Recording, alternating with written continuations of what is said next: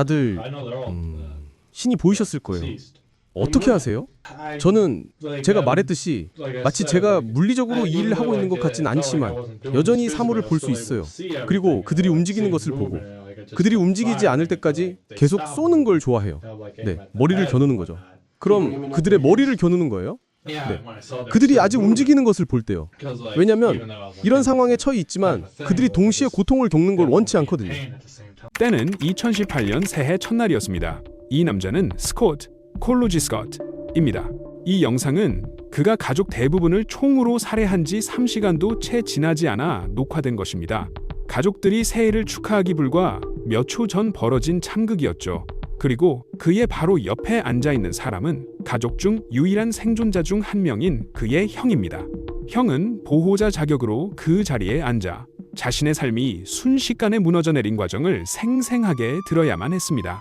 하지만 알고 보면 이 사건에는 눈에 보이는 것 이상의 이야기가 숨겨져 있습니다.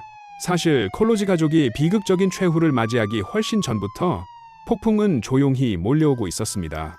가족의 집 안에서뿐만 아니라 스콧의 마음 깊은 곳에서도 말이죠. 결과적으로 이 이야기는 여러분의 의견을 양쪽으로 갈라놓을 것입니다. 이것은 스콧 콜로지 사건입니다. 오늘의 이야기는 약 3만 명의 미국인이 거주하는 뉴저지주 롱브랜치에서 시작됩니다. 이곳은 공기가 맑고 해산물이 풍부하며 끔찍한 사건과는 거리가 먼 평화로운 곳입니다. 솔직히 말해 이런 비극이 일어날 것이라고는 전혀 예상할 수 없는 곳이죠. 하지만 롱브랜치 같은 곳이 의례 그렇듯 가장 조용한 구석에 가장 어두운 비밀이 숨겨져 있기도 합니다. 그리고 2017년이 저물어가던 무렵 또 하나의 끔찍한 비밀이 이곳의 역사에 새겨지게 됩니다. 롱브랜치에 사는 많은 가족 중에는 콜로지 가족이 있었습니다. 누가 봐도 평범하고 따뜻하며 서로 끈끈하게 사랑하는 가정이었습니다. 월스트리트에 위치한 그들의 집은 가족들의 생일을 성대하게 축하하고 크리스마스는 마법 같았으며 일요일 저녁 식사는 성스러운 행사처럼 여겨지는 그런 곳이었습니다. 가장인 42세의 스티븐 콜로지 시니어와 44세의 린다 콜로지는 아이들에게 더할 나위 없이 헌신적인 그야말로 완벽한 부모였습니다. 이 부부는 4명의 자녀를 키웠습니다. 장남 조나단, 딸 브리트니, 그리고 2명의 어린 아들 스티븐과 스콧이었죠. 가족은 여기서 끝이 아니었습니다. 린다의 여동생 미셸과 남편 리처드도 지하실 아파트에 함께 살았습니다. 한편 할아버지 에드리안과 그의 오랜 파트너 메리는 거의 매일, 특히 명절이나 행사 때면 어김없이 이 집을 찾았습니다. 이 집은 생동감이 넘쳤고 겉보기엔 사랑으로 가득 차 보였습니다. 하지만 그 따뜻함 속에 분명 남들과는 다른 한 사람이 살고 있었습니다. 막내 중 하나인 스콧은 아주 어린 나이에 발달 장애 진단을 받았습니다. 이러한 어려움 때문에 그는 도움이 필요한 학생들을 위한 특수 학교에 다녔습니다. 그 결과 불행하게도 그의 사회적 세계는 매우 좁았습니다. 가족 외의 아이들과는 거의 대화를 나누지 않았고 말을 한다 해도 관계를 맺는데 어려움을 겪었습니다. 되돌아보면 그의 형 중 한 명이 상황을 완벽하게 묘사했습니다. 스콧은 다른 16세 아이들과는 전혀 달랐다라고요. 그는 순수하고 세상 물정을 모르는 고립된 아이였을 뿐만 아니라 여전히 산타클로스를 믿었고 매일 밤 부모님의 침실에서 함께 잤습니다. 당연히 부모님, 특히 어머니 린다는 스콧을 과잉 보호했습니다. 린다는 매일 아침 옷을 입혀주고 입맛에 맞는 별도의 식사를 차려주며 일거수일투족을 감시했습니다. 하지만 가족의 깊은 사랑도 그들의 걱정까지 완전히 덮을 순 없었습니다. 수면 아래 깊은 곳에는 말하지 못한 두려움이 도사리고 있었기 때문입니다. 가족들은 스콧에게 발달 지연 이상의 무언가가 있다고 오랫동안 의심해왔습니다. 단순한 발달 지연이 아닌 훨씬 더 우려스러운 것이었죠. 린다는 스콧의 기이한 행동들이 혹시 뇌종양 때문은 아닐까 걱정했습니다. 진단받은 적은 없었지만요. 나중에 의사들이 내린 결론은 스콧이 자폐 스펙트럼, 어티즘 스펙트럼 장애를 심하게 앓고 있었을 가능성이 높다는 것이었습니다. 증상은 꽤 명확했습니다. 강박적인 성향이 강했고 사회적 신호를 해석하는데 어려움을 겪었으며 감정적으로 글쎄요, 그는 완전히 다른 리듬 속에 사는 것 같았습니다. 스콧은 때때로 믿을 수 없을 만큼 감정 기복이 없었습니다. 조용하고 진지했지만 언제나 온순하고 수동적이었습니다. 여기서 주목할 점은 그가 폭력적인 행동을 하는 것을 본 사람이 단 한 명도 없었다는 사실입니다. 단 한 번도요. 가족 외부 사람들의 눈에 스콧은 예의 바르고 차분하며 사실상 존재감이 없는 아이였습니다. 그의 세상은 책, TV, 비디오 게임, 그리고 가족이 전부였으니까요. 비록 감정 표현은 서툴렀지만 부모님과 형제들을 사랑하는 것처럼 보였습니다. 외부에서 보기에 콜로지 가족은 스콧을 위해 모든 것을 올바르게 하고 있었습니다. 구조를 만들어주고 사랑을 주고 무엇보다 외부로부터 그를 보호했습니다. 하지만 그들이 몰랐던 것은 가족이 따뜻함으로 스콧을 감싸는 동안 그의 내면 세계는 차갑게 얼어붙고 있었다는 사실입니다. 아무도 깨닫지 못했거나 혹은 외면하고 싶었던 진실은 그의 내면 깊은 곳에서 무언가가 뒤틀리고 있었다는 것입니다. 수년 동안 징후는 미묘하게 늘어났습니다. 스콧은 환각을 경험하기 시작했습니다. 이상한 생각들이 구체화되었고 그는 제어할 수 없는 불길한 충동에 대해 이야기했습니다. 설명할 수 없는 본능적인 느낌 같은 것이었죠. 가족들은 이것을 그저 스콧의 기벽 정도로 치부했습니다. 언젠가는 나아지겠지 하고 희망하면서요. 하지만 현실은 훨씬 더 어둡고 슬펐습니다. 가족들이 웃으며 견뎌내는 동안 스콧의 정신은 서서히 무너져 내리고 있었습니다. 2017년이 다가올 무렵 스콧은 사람들을 해치는 것에 대해 생각하기 시작했습니다. 순간적인 좌절감이나 욱하는 마음이 아니라 진지하고 의도적이며 아무런 이유도 없이 말입니다. 가장 소름 끼치는 점은 이런 감정이 지속적이었다는 것입니다. 사실 2016년과 2017년 대부분의 기간 동안 스콧은 가족을 해치는 공상을 해왔습니다. 단순한 스쳐가는 생각이 아니라 스스로와 나누는 체계적인 대화였습니다. 이모인 미셸은 나중에 이렇게 털어놓았습니다. 스콧은 기분이 안 좋은 날이면 나쁜 생각이 들어요 라고 말하곤 했고 무슨 뜻이냐고 물으면 사람을 해치는 상상을 하고 있다고 답했다는 것입니다. 겁에 질린 미셸은 언니 린다에게 스콧을 의사나 상담사에게 데려가야 한다고 애원했습니다. 하지만 안타깝게도 린다는 매번 거절했습니다. 별일 아니라는 듯 넘겨버렸죠. 정확한 이유는 알 수 없지만 아마도 자신의 아들이 그렇게 위험한 존재일 수 있다는 사실을 인정하고 싶지 않았던 것 같습니다. 심지어 린다는 미셸에게 학교나 의사, 경찰 등 누구에게도 말하지 말라고 입단속까지 시켰습니다. 외부에서 스콧의 생각을 알게 되면 신문을 받거나 정신병원에 갇히거나 격리될까봐 두려웠던 겁니다. 린다에게 아기가 있었던 건 아닙니다. 그녀는 아들을 끔찍이 아꼈고 그저 보호하고 싶었을 뿐입니다. 하지만 비극적이게도 그녀는 사랑만으로 모든 문제를 해결할 수 있다고 믿었습니다. 한 번은 스콧이 옆집 아이를 해치고 싶은 충동이 든다며 학교 심리 상담사와 상담할 수 있냐고 엄마에게 물은 적도 있습니다. 린다의 반응은요, 불행히도 단칼에 거절했습니다. 심지어 다시는 상담사에게 말하지 말라고 금지하기까지 했습니다. 순수한 모성애에서 비롯된 이 결정이 결국 가족의 운명을 결정짓는 저주가 되고 말았습니다.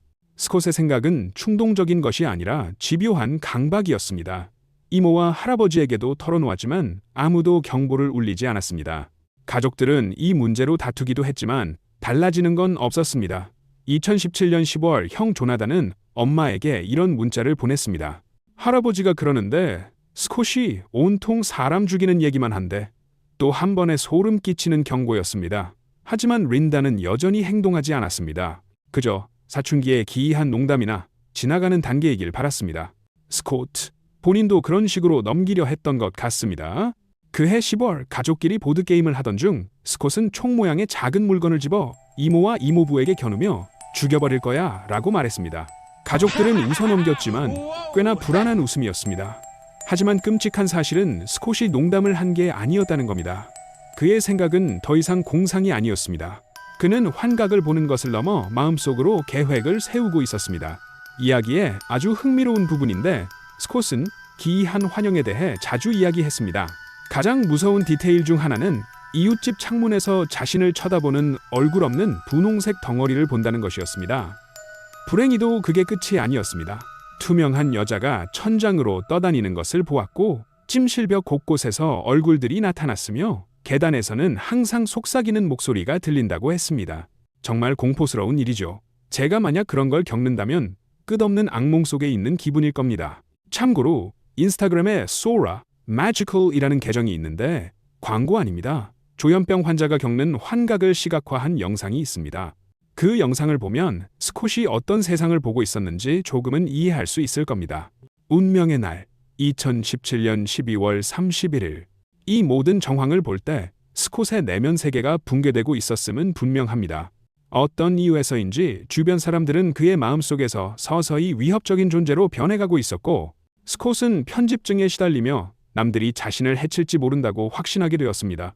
학교에서는 ADHD나 뇌 이상 가능성을 제기했지만 흐지부지 되었습니다. 솔직히 말해 그 진단은 너무 약했죠. 콜로지 가족은 집에서 스콧을 돌봤지만 추가적인 정신과 진료는 받지 않았습니다. 아들에게 무슨 일이 일어나고 있는지 믿고 싶지 않았기 때문이겠죠. 하지만 징후는 도처에 있었습니다. 흥미롭게도 콜로지 집안에는 정신질환 병력이 있었습니다. 할아버지는 조현병, 할머니는 인격 장애 진단을 받았고 누나 브리트니도 양극성 장애 조울증가 있었습니다. 주변에 만연해 있었음에도 이상하게 스콧은 진단을 받지 않았습니다. 연말이 되자 스콧은 깊은 편집증과 강박에 빠져 서서히 가라앉고 있었습니다. 하지만 겉으로 보기에 세상은 여느 때와 같았습니다. 운명의 2017년 12월 31일도 마찬가지였습니다. 그날 가족들은 여느 해처럼 새해 전야 파티를 준비했습니다. 스티븐 시니어, 린다, 브리트니, 조나단과 여자친구, 이모 부부, 할아버지 에드리안과 파트너 메리까지 온 가족이 모였습니다. 3대가 모여 고깔 모자를 쓰고 음식을 나누며 즐거워했습니다. 사진을 많이 남길 법한 밤이었죠. 하지만 이 밤이 끝날 때쯤엔 차라리 사진이 하나도 없기를 바라게 될 겁니다. 가족들이 아래층에서 파티를 즐기는 동안 위층의 스콧은 다른 계획을 세우고 있었습니다. 저녁 7시 30분경 휴대전화를 꺼내 인터넷 검색을 시작했습니다. AK-47 총알이 방탄복을 뚫을 수 있나? 테러 공격, 준비 테마 음악 같은 것들이었죠. 그러고는 2017년 런던 테러 기사를 읽고 평면 지구 음모론으로 넘어갔습니다. 스콧은 충동적으로 행동한 게 아니었습니다. 마음의 준비를 하고 조율하고 있었던 겁니다. 불행하게도 그날 밤 집에는 미제 반자동 AK-47 소총이 있었습니다. 스콧의 형 소유였는데 평소에는 금고에 보관했지만 그날따라 금고가 녹슬어 총을 근처 벽장에 옮겨둔 상태였습니다. 탄약도 가까이 있었고 스콧은 그 위치를 정확히 알고 있었습니다. 사실 스콧은 몇 주 전부터 이 무기에 집착하고 있었습니다. 12월 내내 유튜브로 AK-47 영상을 보며 다루는 법과 부착물에 대해 공부했습니다. 매혹되었던 거죠.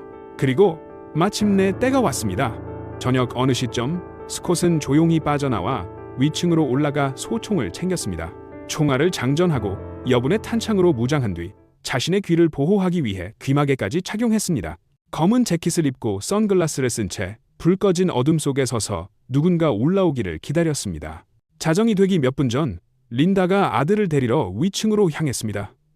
새해가 밝아오니 가족들과 함께 있기를 바라겠죠. 하지만 슬프게도 스콧은 이미 결심을 굳힌 뒤였습니다. 린다가 문을 여는 순간 스콧은 말 한마디 없이 돌아서서 엄마를 향해 발포했습니다. 이웃들은 자정 직전 펑하는 소리를 들었다고 했지만 그것은 폭죽 소리가 아니었습니다. 린다는 근거리에서 여러 발을 맞고 쓰러졌습니다. 혼란과 고통 속에 생을 마감했겠죠. 잠시 후 무슨 일인지 확인하러 뛰어올라온 아버지 스티븐 시니어 역시 계단 꼭대기에서 참혹한 광경을 목격하자마자 스콧의 총탄에 맞아 즉사했습니다. 아래층은 아수라장이 되었습니다. 방금 전까지 파티를 즐기던 가족들은 공포에 질려 흩어졌습니다. 이모와 이모부는 지하실로 뛰어내려가 뒷문으로 탈출해 목숨을 건졌습니다. 형 조나단은 현관문을 박차고 나가 어둠 속으로 도망쳤습니다. 형의 여자친구는 부엌으로 숨었죠. 부엌에는 누나 브리트니, 할아버지 에드리안, 그리고 메리가 있었는데 그들은 너무 당황해서 뒷문으로 도망칠 생각조차 하지 못했습니다. 스콧은 무표정한 얼굴로 소총을 들고 계단을 내려왔습니다. 선글라스 뒤에 눈은 차갑게 비어 있었습니다. 부엌에 들어서자마자 메리를 쏘았고 그녀는 바닥에 쓰러져 사망했습니다. 그리고 자신의 누나 브리트니에게 총을 겨누고 방아쇠를 당겼습니다. 브리트니 역시 즉사했습니다. 나중에 계산된 바에 따르면 스콧 콜로지가 어머니, 아버지, 누나, 그리고 가족의 소중한 친구까지 4명을 살해하는 데 걸린 시간은 이분도 채 걸리지 않았습니다. 그런데 갑자기 놀랍게도 스콧이 멈췄습니다. 누나를 살해한 바로 그 부엌에 멍하니 서 있는 할아버지 에드리안을 보고서였습니다. 할아버지의 고통스러운 표정을 보자 멍한 상태에서 깨어났다고 합니다. 그것이 일말의 제정신이었든 비틀린 논리의 중단이었든 스콧은 무기를 내리고 살인 행각을 끝냈습니다. 총 14발이 발사되었습니다. 모든 일이 끝나자 스콧은 쿨하게 총을 바닥에 내려놓고 다시 위층으로 걸어 올라갔습니다. 밖으로 도망친 조나단은 이웃집에서 911에 신고했고 곧 사이렌 소리가 들려왔습니다. 경찰은 신고를 받고 몇 분 만에 도착했습니다. 총기를 든 경찰이 진입하며 손을 보여라 라고 외치자 계단 위에서 차분한 목소리가 들려왔습니다. 저 위층에 있어요. 스콧은 두 손을 들고 나타나 순순히 체포되었습니다. 뉴스 보도 내용 요약. 경찰은 새해 가족 모임이 사중 살인 사건으로 변했다고 밝혔습니다. 16세 소년이 부모와 누나, 가족 친구를 살해했습니다. 검찰은 소년 이형 소유의 반자동 소총을 사용했다고 발표했습니다. 스콧의 행동은 수천 명의 롱브랜치 주민들의 새해 전야를 망가뜨렸습니다. 지역 사회는 충격에 빠졌죠. 스콧은 체포된 후 미성년자임에도 불구하고 변호사 없이 형사들과 대화하겠다고 동의했습니다. 심지어 미란다 원칙도 포기했죠. 그는 자신이 뭘 하고 있는지 전혀 모르는 것 같았습니다. 법적으로 미성년자라 보호자의 동의가 필요했는데 유일하게 가능한 보호자는 방금 가족의 몰살을 목격한 형 스티븐 20세뿐이었습니다. 스티븐은 용감하게도 임시 보호자가 되어 신문 과정에 동석했습니다. 동생이 가족을 죽인 과정을 덤덤하게 털어놓는 동안 형이 옆에서 괴로워하는 모습은 정말이지 가슴이 찢어지는 장면이었습니다. 스콧은 신문에서 살인 과정을 아주 상세하게 아무런 죄책감 없이 진술했습니다. 그는 1년 넘게 폭력적인 생각을 품어왔으며 자신을 괴롭힌 사람들, 이웃, 그리고 가족 전체에게 고통을 주고 싶었다고 말했습니다. 환각이나 목소리에 대해 묻자 그날 밤에는 기억나지 않는다고 했습니다. 다만 창밖에서 하얀 빛을 보았다고는 했죠. 하지만 그가 명확히 말한 것은 자신이 한 행동이 잘못되었다는 것을 알고 있었다는 점입니다. 왜 개나 고양이는 쏘지 않았냐는 질문에 걔네는 나한테 잘못한 게 없으니까요 라고 답했습니다. 그리고 이렇게 덧붙였죠. 감옥 대신 정신병원에 가면 안 될까요? 스콧은 1급 살인 혐의로 기소되었고 길고 긴 법적, 정신의학적 공방이 시작되었습니다. 쟁점은 분명했습니다. 그가 정신 이상 심신미약이었느냐 아니면 치밀한 살인마였느냐는 것이죠. 저는 이 사건의 심리학적 측면이 정말 흥미롭다고 생각합니다. 두 가지 전문적인 견해를 보시죠.